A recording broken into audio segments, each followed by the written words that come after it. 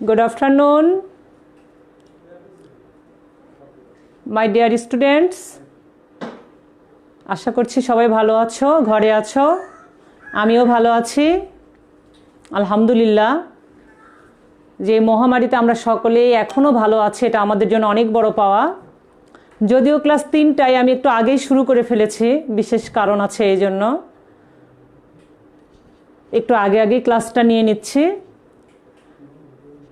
তো আমি নাজনীন আক্তার কেয়া, সহকারী শিক্ষক, কুমিরা বহুমুখী মাধ্যমিক বিদ্যালয় তালা। আজ আমি তোমাদের বায়োলজি ক্লাস নিব এবং আজ আমি তোমাদের জন্য নতুন অধ্যায় নিয়ে এসেছি। আজ তোমরা তো জেনেই গেছো যারা দেখছো, আজ আমরা তৃতীয় অধ্যায় নিয়ে আলোচনা করব।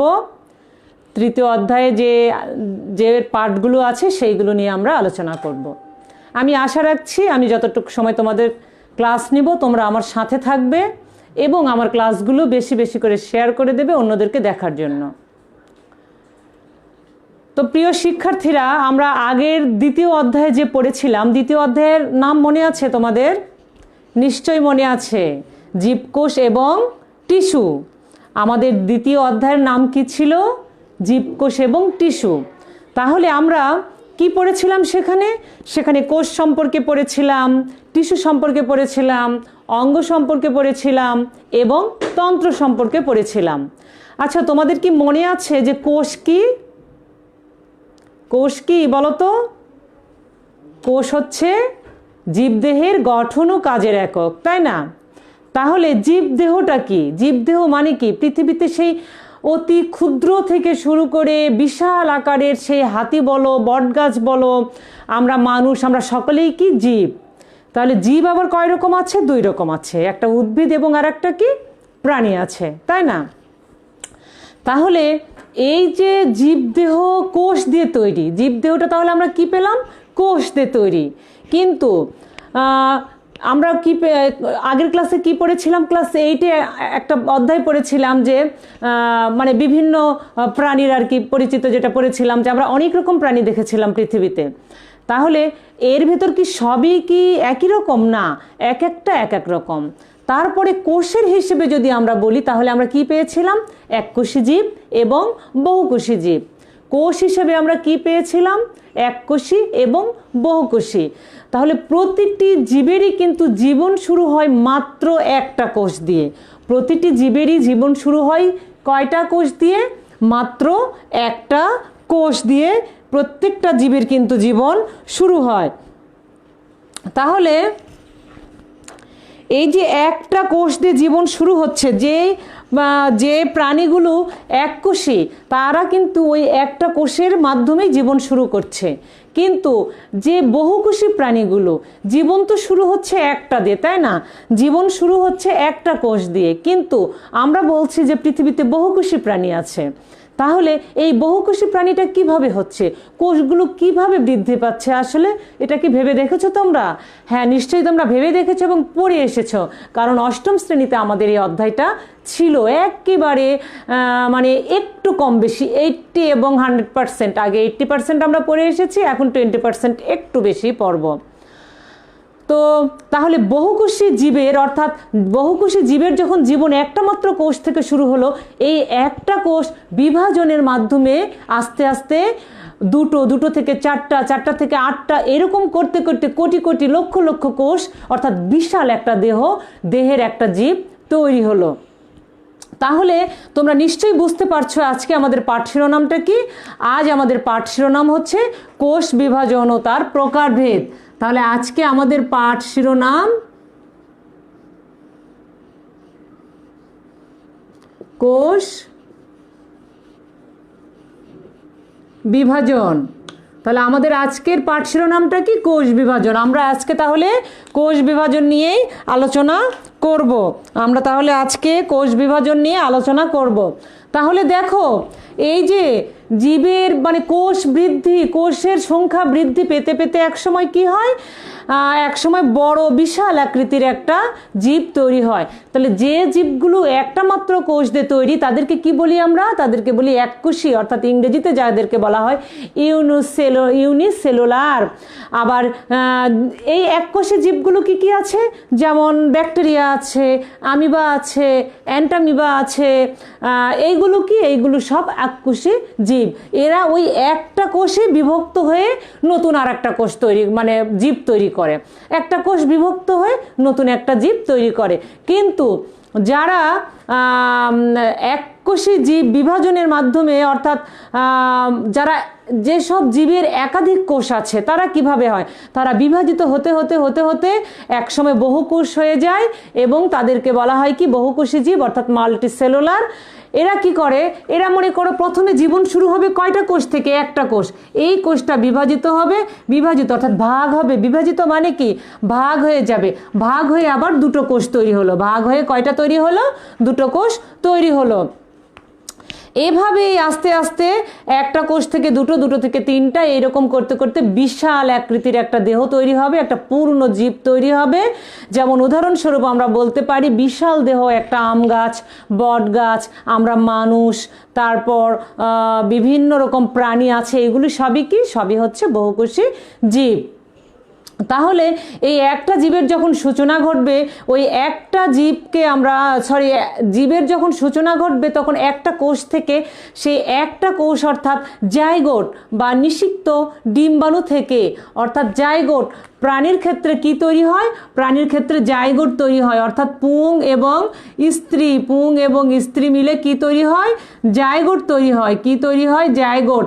আর উদ্ভিদের ক্ষেত্রে কি হয়? ডিম্বাণুটা নিষিক্তকরণ করতে হয়। উদ্ভিদের ক্ষেত্রে ডিম্বাণুটা নিষিক্তকরণ, সেখানেও জাইগোট তৈরি হয়। তাহলে এভাবেই একসময় এই বিভাজনের মাধ্যমেই একসময়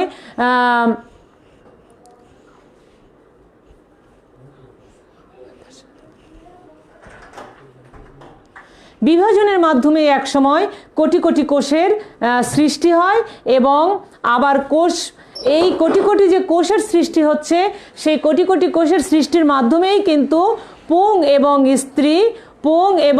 স্ত্রী গ্যামেট সৃষ্টি হয়ে নতুন প্রজন্মের সৃষ্টি হয়। তাহলে জীবের বৃদ্ধি এবং প্রজননের জন্য কোষ বিভাজন অর্থাৎ সেল ডিভিশন কিন্তু অত্যন্ত গুরুত্বপূর্ণ একটা বিষয়। তাহলে আমাদের জীবের বৃদ্ধি এবং প্রজনন, ভবিষ্যৎ বংশধর রক্ষার জন্য এই সকল কিছুর জন্যই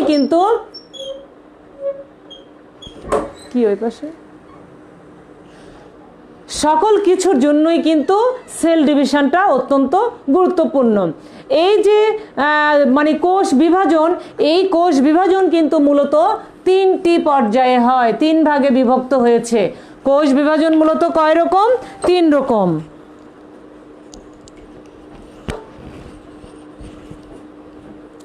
তাহলে কোষ বিভাজনটা মূলত কয় রকম? তিন রকম। একটা হচ্ছে অ্যামাইটোসিস, একটা ভালো কলম দাও।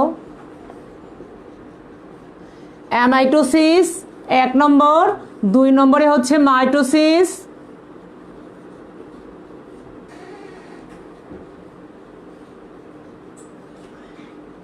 কলম মাইটোসিস, এবং 3 নম্বরে রয়েছে মিওসিস। কোষ এই 3 প্রক্রিয়ায় বিভাজিত হয়। কোষ কিন্তু এই 3 প্রক্রিয়ায় বিভাজিত হয়। আর একটা কি? মিওসিস।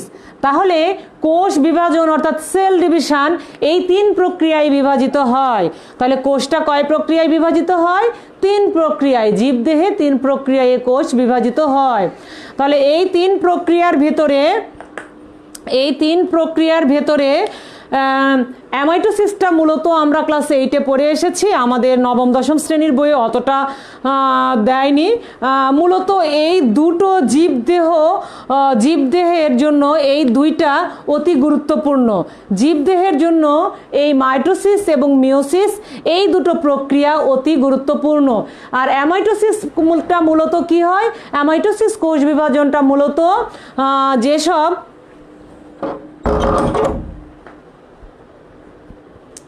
অ্যামাইটোসিস কোষ বিভাজনটা মূলত এককোষী প্রাণীর ক্ষেত্রে এটা সম্পূর্ণ হয় এবং খুব দ্রুত, অর্থাৎ অ্যামাইটোসিস কোষ বিভাজনটা একেবারে প্রত্যক্ষভাবে হয়। একটা কোষ প্রথমে ড্যাম্বেল আকৃতির এরকম হয়, এরকম ড্যাম্বেল আকৃতির হয়, তারপরে আস্তে আস্তে ভেতরের নিউক্লিয়াসটা একবারে তারা একদম ভাগ হয়ে যায় এবং এক সময় পুরো সাইটোপ্লাজম ভাগ হয়ে দুটো কোষ তৈরি হয়। এটা মূলত ওই যে ছোট যে প্রাণী, ব্যাকটেরিয়া, ইস্ট, এসবের ক্ষেত্রে কিন্তু এই অ্যামাইটোসিস কোষ বিভাজনটা হয়। আর এই অ্যামাইটোসিস কোষ বিভাজনের আরেকটা নাম আছে, সেটা হচ্ছে কি প্রত্যক্ষ কোষ বিভাজন, যেহেতু এটা খুব দ্রুত সম্পন্ন হয়ে যায়। আমরা আজকে মূলত মাইটোসিসটা নিয়ে আলোচনা করব। আজকে আমরা কি নিয়ে আলোচনা করব? আমরা আজকে মাইটোসিস নিয়ে আলোচনা করব। দেখো, মাইটোসিস কোষ বিভাজন,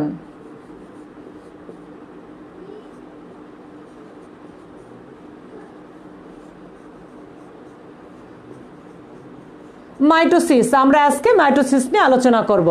মাইটোসিস কোষ বিভাজনটা কিন্তু এই বিভাজনটা মানে এই কোষ বিভাজনটার প্রক্রিয়া প্রকৃত এবং সুকেন্দ্রিক কোষে সম্পন্ন হয়। অর্থাৎ আমরা কিন্তু ক্লাস 7-এ কি পড়ে এসেছিলাম? আদি কোষ, প্রকৃত কোষ, তারপর হচ্ছে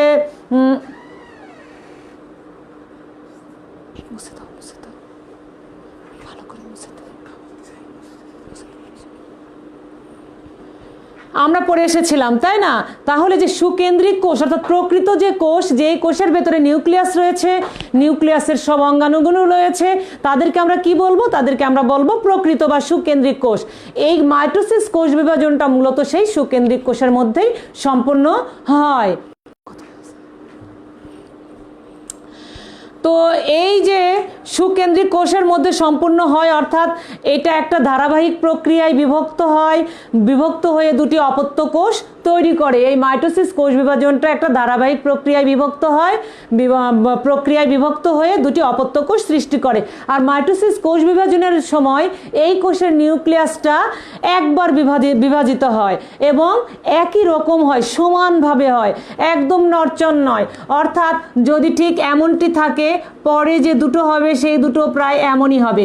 এর ভেতরে যে কয়টা ক্রোমোজোম থাকবে, এই ভাগ হওয়ার পর তার ভেতরেও সেই কয়টাই ক্রোমোজোম আসবে। এর ভেতরে যে গুণাগুণগুলো আসবে, এর ভেতরেও অর্থাৎ অপত্য কোষের ভেতরেও সেই গুণাগুণগুলোই চলে আসবে, অর্থাৎ সাইটোপ্লাজমের বিভাজিত। আবার দেখো, একটা কোষের সাইটোপ্লাজম এবং নিউক্লিয়াস, সাইটোপ্লাজমের বিভাজন এবং নিউক্লিয়াসের বিভাজন, এগুলো সবই সমানভাবে হয়, একেবারে সমানভাবে হয়। এবং সমানভাবে হয় বলেই এর ভেতরে যা ডিএনএ থাকে, অপত্য কোষের ভেতরেও সেই ডিএনএটাই থাকে। এর ভেতরে যে ডিএনএ থাকে, অপত্য কোষের ভেতরেও সেই ডিএনএটাই থাকে। তাহলে শুধু যে পরিমাণে একই থাকে তা না, মাতৃকোষের ডিএনএর হুবহু অনুলিপি প্রায় একই রকম থাকে। অর্থাৎ ডিএনএর যে অনুলিপি আছে, আমরা আগের একটা ক্লাসে মনে হয়, তোমাদের ক্লাসে পড়াইনি, বিজ্ঞান ক্লাসে পড়িয়েছিলাম আমি প্রথমের দিকে। তো এই যে ডিএনএর যে অনুলিপি, এই ডিএনএর অনুলিপনটাও কিন্তু একই রকম হয় অপত্য কোষের ক্ষেত্রে। ডিএনএর অনুলিপিটা একই রকম হয় অপত্য কোষে। এই জন্য এই মাইটোসিস কোষ বিভাজনকে বলা হয় সমীকরণিক কোষ বিভাজন। এই জন্য মাইটোসিসকে বলা হয় কি? সমীকরণিক কোষ বিভাজন। এই বিভাজন প্রকৃত নিউক্লিয়াস যুক্ত জীবের দেহে হয়ে থাকে। বিভাজনের ফলে কোষের সংখ্যা একই রকম হয়। আর এর ফলে কি হয়? মাইটোসিস কোষ বিভাজনের ফলে একটা উদ্ভিদের দৈর্ঘ্য, প্রস্থ এইসবে বৃদ্ধি পায়। অর্থাৎ উদ্ভিদ দৈর্ঘ্য এবং প্রস্থে বৃদ্ধি পায়। প্রাণী দেহের ক্ষেত্রে দেহকোষ, উদ্ভিদের ক্ষেত্রে বর্ধনশীল অংশে ভাজক টিস্যু, যেমন মূলের অগ্রভাগ, তারপরে ব্রণমূল, বর্ধনশীল পাতা, মুকুল, এইসবে মাইটোসিস প্রক্রিয়াটা সম্পন্ন হয়। তো মাইটোসিস প্রক্রিয়াটা, মাইটোসিসের যে পর্যায়, এই মাইটোসিস প্রক্রিয়াটা মূলত দুটো ধাপে সম্পন্ন হয়। মাইটোসিস প্রক্রিয়াটা মূলত দুটো ধাপে সম্পন্ন হয়। অর্থাৎ এই কোষের যে সাইটোপ্লাজম, এই সাইটোপ্লাজমে হয় এবং নিউক্লিয়াসে হয়। তো মাইটোসিস কোষ বিভাজন একটা অবিচ্ছিন্ন ধারাবাহিক একটা প্রক্রিয়া, মানে হঠাৎ করেই হয়ে যাবে না। সেই অ্যামাইটোসিসের মতো কিন্তু হঠাৎ করেই হয়ে যাবে না, অল্প সময়ে হয়ে যাবে না। কিছুটা ধারাবাহিক, কিছুটা নিরবিচ্ছিন্ন, কিছুটা সময় সময় নেওয়া হয়। এর জন্য এর নিউক্লিয়াসের বিভাজন ঘটে এবং সাইটোপ্লাজমের বিভাজন ঘটে। তাহলে দুই রকম হয়, প্রথমে নিউক্লিয়াসের বিভাজন ঘটে, নিউক্লিয়াসের বিভাজনকে আমরা বলি কি ক্যারিওকাইনেসিস। নিউক্লিয়াসের বিভাজনকে বলা হয় কি ক্যারিওকাইনেসিস, অর্থাৎ নিউক্লিয়াসের যে বিভাজন, এই বিভাজনকে বলবো আমরা ক্যারিওকাইনেসিস।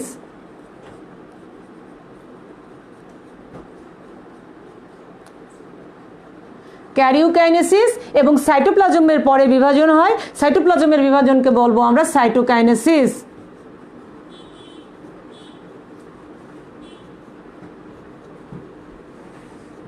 সাইটোকাইনেসিস।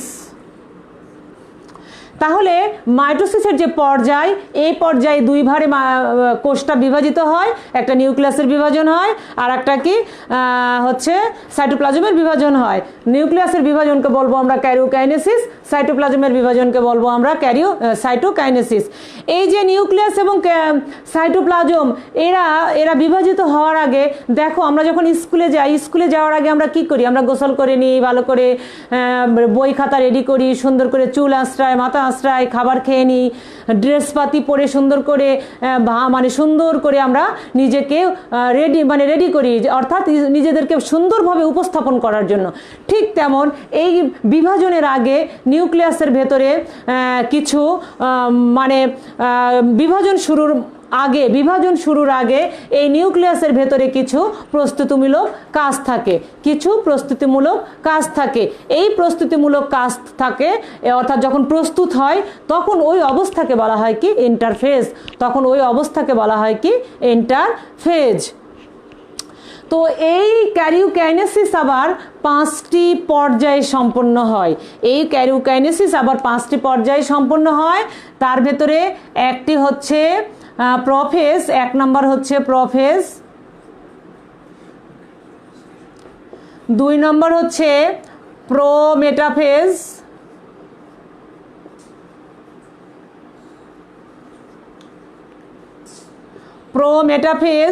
3 নম্বর হচ্ছে মেটাফেজ,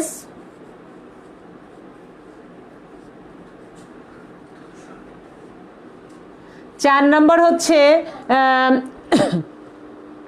অ্যানাফেজ,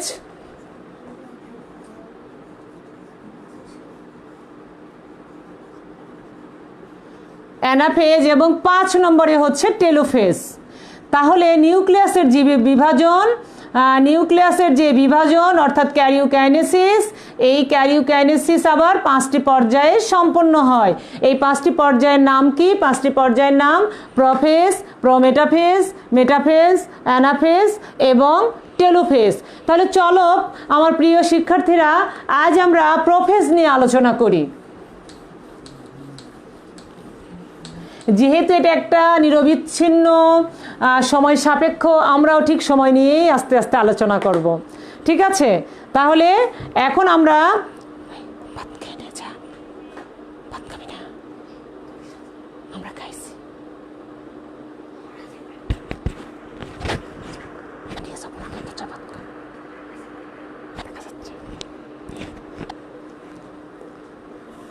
তাহলে আজ আমরা প্রথমে প্রোফেজ নিয়ে আলোচনা করব। তো প্রোফেজ নিয়ে আলোচনা করার আগে দেখো, আমি তোমাদের একটু ছবি আঁকিয়ে দিই।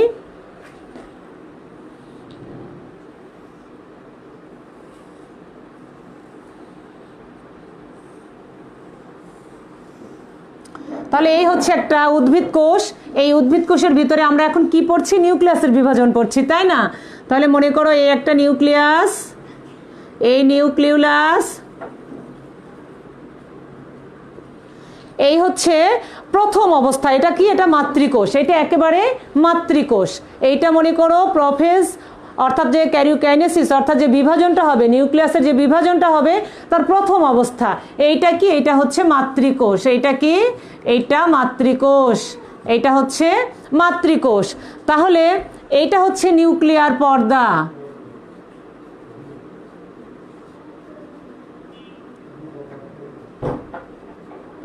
এটা হচ্ছে নিউক্লিয়ার পর্দা, এটা নিউক্লিউলাস।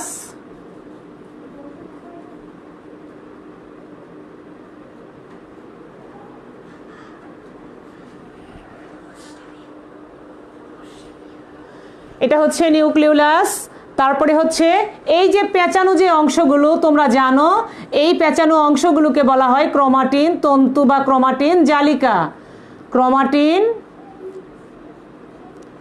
তন্তু বা ক্রোমাটিন জালিকা। প্লিজ তোমাদের যদি বুঝতে অসুবিধা হয় আমাকে জানিও, আমি সেটা আবার বলবো, বারবার বলবো তোমাদেরকে, বারবার চেষ্টা করব তোমাদের বোঝানোর। তাহলে এটা হচ্ছে আমাদের কি, এটা হচ্ছে আমাদের মাতৃকোষ, এটা একটা উদ্ভিদ কোষ।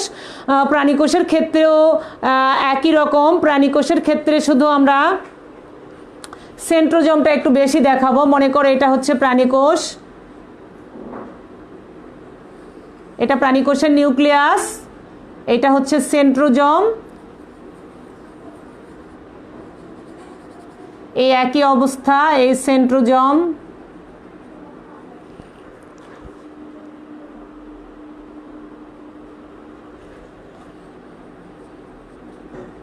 সেন্ট্রোজোম, এটা হচ্ছে নিউক্লিয়ার পর্দা, এটা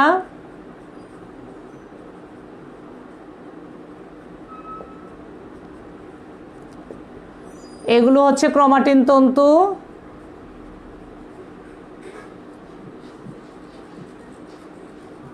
এগুলো হচ্ছে ক্রোমাটিন তন্তু।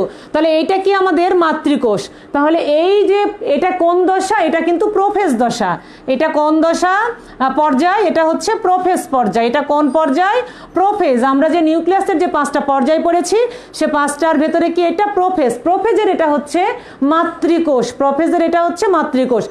এই এটা হচ্ছে মাইটোসিসের কিন্তু প্রথম পর্যায়, এটা মাইটোসিসের প্রথম পর্যায়। এই পর্যায়ে নিউক্লিয়াসটা দেখো আকারে বড় হয়, নিউক্লিয়াসটা আকারে বড় এবং ক্রোমোজোম থেকে পানি হ্রাস পেতে থাকে। অর্থাৎ এই যে ক্রোমাটিন যে তন্তু, এই যে ক্রোমাটিন যে তন্তু, এই তন্তুর ভিতর থেকে আস্তে আস্তে পানি হ্রাস পেতে থাকে। এবং এক সময় কি হবে, যখন পানি হ্রাস পেয়ে যাবে তখন এইগুলো একটু এইরকম মোটা আকৃতি হবে, একটু মোটা আকৃতির হবে, একটু মোটা আকৃতির হয়ে যাবে। যখন এর ভিতর থেকে পানি হ্রাস পাবে তখন এইগুলো একটু মোটা আকৃতির হয়ে যায়, এরকম একটু মোটা আকৃতির হয়ে যায় এবং খাটো হতেও শুরু করে। অর্থাৎ মোটা আকৃতি যখন হবে তখন এটা আস্তে আস্তে খাটো হতে শুরু করবে। যৌগিক অনুবীক্ষণ যন্ত্রে ছাড়া কিন্তু এটা দেখা যাবে না, কোনোভাবেই সম্ভব নয়। যে এই পর্যায়ে প্রতিটি ক্রোমোজোম সেন্ট্রোমেয়ার ব্যতীত লম্বালম্বি 2 ভাগে বিভক্ত হয়ে যায়। এই সময় কি হবে, এই সময় প্রতিটি ক্রোমোজোম সেন্ট্রোমেয়ার ব্যতীত লম্বালম্বি 2 ভাগে বিভক্ত হয়ে যাবে। অর্থাৎ এইটা হচ্ছে কি, এইটা হচ্ছে মাতৃকোষ, তারপরে এটা হচ্ছে প্রথম অবস্থা, এইটা হচ্ছে প্রথম অবস্থা, এটা হচ্ছে প্রথম অবস্থা। প্রথম অবস্থায় দেখো এটা হচ্ছে ক্রোমোজোম, অর্থাৎ এই যে এই দুটো হচ্ছে ক্রোমোজোম, এগুলো হচ্ছে ক্রোমোজোম। অর্থাৎ ওই যে ক্রোমাটিন জালিকাগুলোর থেকে যখন পানি বিয়োজিত হতে শুরু করলো, হ্রাস পেতে শুরু করলো, তখন আস্তে আস্তে এটা খাটো হয়ে গেল, মোটা হয়ে গেল, তখন এটাকে আমরা বলবো কি ক্রোমোজোম। আর এটা হচ্ছে নিউক্লিয়ার পর্দা,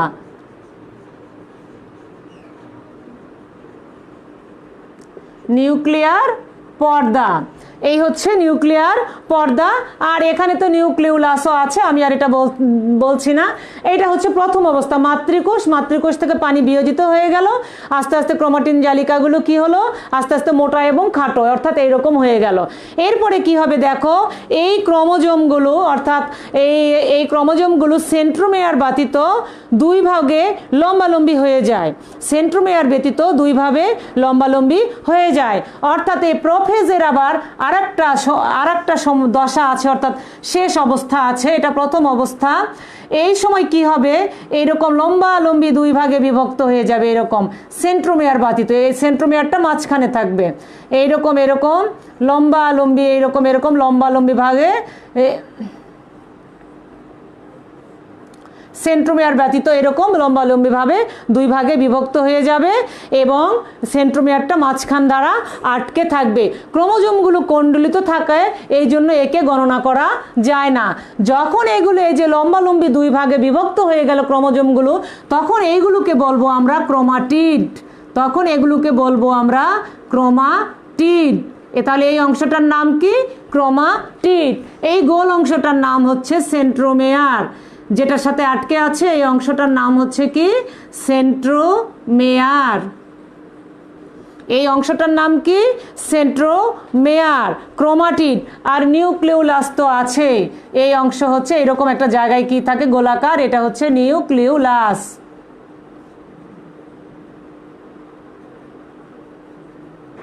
নিউক্লিওলাস এটা হচ্ছে শেষ অবস্থা। শেষ অবস্থা বলতে কিন্তু মাইটোসিস কোষ বিভাজনের শেষ অবস্থা না, এটা হচ্ছে প্রোফেজের শেষ অবস্থা, প্রোফেজের শেষ অবস্থা। আর প্রাণীকোষের ক্ষেত্রে কি হবে, প্রাণীকোষের ক্ষেত্রে সবগুলো একই রকম থাকবে, কিন্তু এই যে সেন্ট্রোজোমটা কি হবে, সেন্ট্রোজোমটা এরকম দুই ভাগে বিভক্ত হয়ে যাবে। এই সেন্ট্রোজোমটা দুই ভাগে বিভক্ত হয়ে যাবে। প্রথম অবস্থায় এসে কি হবে, প্রথম অবস্থায় এসে এরকম এটা দুই ভাগে বিভক্ত হয়ে যাবে, আর শেষ অবস্থায়ও এইরকমই থাকবে।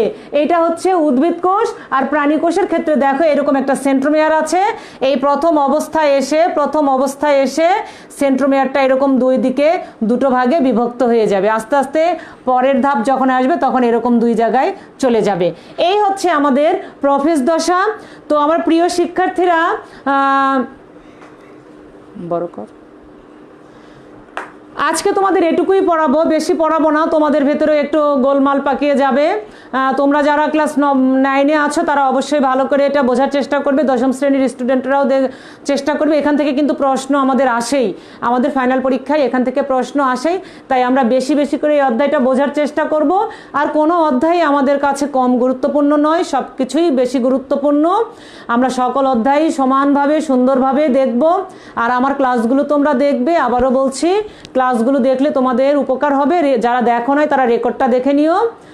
আর সবাই ভালো থেকো, বাসায় থেকো।